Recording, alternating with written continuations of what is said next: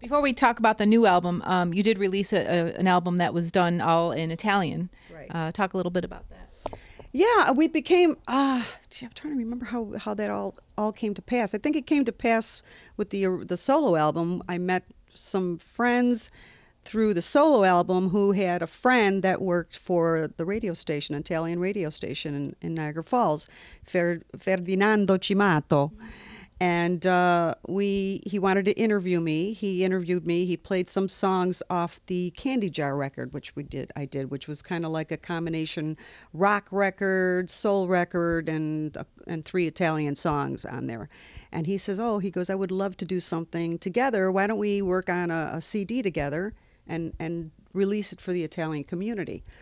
I said, okay, well, I never really sang that in public, before, because that's what his intention was, to do a concert. I said, well, I never really sang in Italian in a concert in front of Italians before, because they're very critical, and rightfully so. You better know your stuff when you get up on stage and perform in front of Italians. And so he helped me work on the record. He helped me make sure that the pronunciation was proper and correct, because I speak the Sicilian dialect, which is different than Italian. And so Ferdinando helped me. He coached me through the Italian. We redid 3 traditional Italian songs, and we released it. And it was great. It made it all the way to Europe. It was played on, Italian radio stations in Europe, New York, the Midwest, the East Coast. I mean, through Fred's contacts. It made a little bit of noise. Yeah. So, and he wanted to do a full album. And at that point, I was in the middle of writing for another record. And so we never got around to it. But it was fun. And we performed at the 12th. We did an Italian night at the 12th, and it was wall-to-wall Italian people. It was awesome. I had a great time. It's very, very romantic. It was very romantic. And the nice thing about performing in front of Italians is they don't wait until they're hammered to get up to start dancing. As soon as you hit the first note, they're on the floor. They're phew, everybody's dancing the whole night long. I mean, it was just really, like you said, romantic. That's a perfect word for it, because it really was romantic. And at the end of the show, which was really an experience for me, because it was, it's one thing you go backstage after a gig and people come backstage and, they hang out and they want to meet and greet and that sort of thing. But what happened here was, as I was walking off the stage, a line was forming at the side of the stage like a wedding reception, like after a wedding reception. I'm like, all right. So it was like they all queued up, and it was just wonderful. I was getting kisses. I was all sweaty. I was getting kisses. I was getting hugs.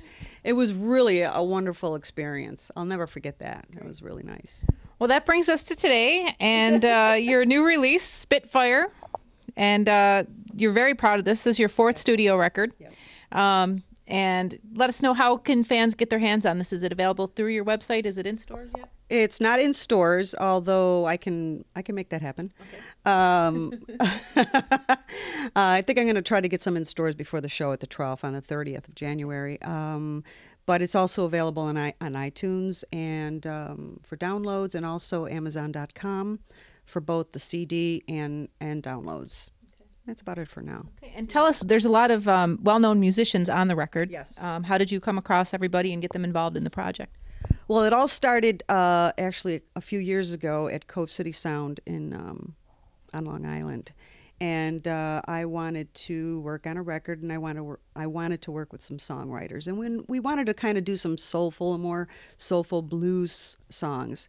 And through Cove City Sound Studios, we hooked up with the songwriter, and his name is Lee Horrocks, and he's now down in Nashville. And we wrote "No Fool No More" together, and also there's another song on the CD called "Mama." Mm-hmm. After that relationship, we hooked up. He hooked me up with a lot of musicians, and one of the musicians that he hooked me up with was Rob Bailey. And he's the guy that I wrote Spitfire with, and he produced several songs on the CD. he produced High Road Easy, which is a Sass Jordan cover, and Sass Jordan and Stevie Salas cover. And because I've always loved that song, and I've always loved Sass Jordan, and of course I always loved Stevie Salas. So it was really like, all right, this is the thing to do. Well, I said I didn't want to do it exactly like that. I don't want to cover it. I wanted it just a little bit different. So a little bit slower tempo. More, yeah, a little more slower, a little more, funky, and just different. So Rob Bailey did that. He also hooked me up with Frank Ferrer. He's the drummer from Guns N' Roses, and also Jack Daly. Jack Daly is mostly a studio musician. He's worked with Lenny Kravitz. Well, he's mostly with Lenny Kravitz and also Josh Stone and a lot of musicians. So I was lucky to work with these guys in the studio in New York. And then I wanted to do a live show, and I would have loved to work with Frank Ferrer and Jack Daly, but Frank Ferrer is I think he's under contract with Guns N' Roses, and I schedule wise, I didn't really think it was going to happen, but I tried for it. And it doesn't hurt. I believe it doesn't hurt to ask. You get shot down. Okay, next. Yeah. So Rob Bailey hooked me up with some more musicians from the New York City area, because that's where I live now. I live outside of New York. And he hooked me up with the guys that I'm going to be doing the show with at the 12th. One is Angus Clark, which I believe he's played at the 12th before. I'm not sure. I haven't been here for that, but I believe he has. Also, Jason Gianni, who also works with Angus in several other projects. Jason Gianni is also the drummer that does the drumming for SpongeBob SquarePants. SpongeBob. There's some trivia for you. I'm going to see if I can coerce him to play that live at the 12th. I don't know if he's going to go for it, but I thought it was pretty cool, interesting, because SpongeBob is my favorite. I just love it. You got to be kidding me. It's like, well, I don't care what else you've done, but no. And two other musicians, Jeff McCarolane and Pemberton Roach. I'm going to have to get these names down before the show. So, Angus Clark is also the guitarist that plays for the Broadway show Rock of Ages, and I think Jason Gianni as well. So I'm really lucky to work with these guys. We're going to be deep in rehearsals in mid-January, and then we're all flying in for the gig at the 12th. So, and we're also going to be doing some shows in New York City. But I wanted to come to Buffalo.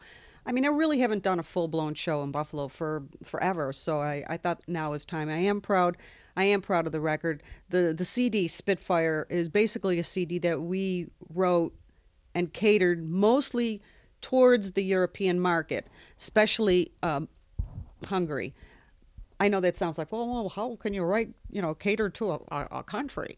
It wasn't really so much that, but Europe.